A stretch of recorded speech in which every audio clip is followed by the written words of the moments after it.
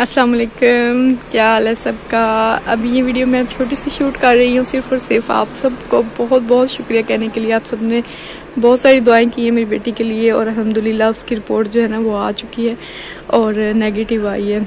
और मैं इतनी इमोशनल हो रही हूँ, मेरे लिटरली मेरे आंसू निकल रहे हैं, मतलब खुशी से, क्योंकि हम बहुत ज़्यादा टेंशन में थे। क्योंकि हमें जो है ज़्यादा टेंशन थी इसलिए क्योंकि वो बिल्कुल उस लड़की के साथ बैठती थी जिसका नेगेटिव उसका पॉजिटिव आया था।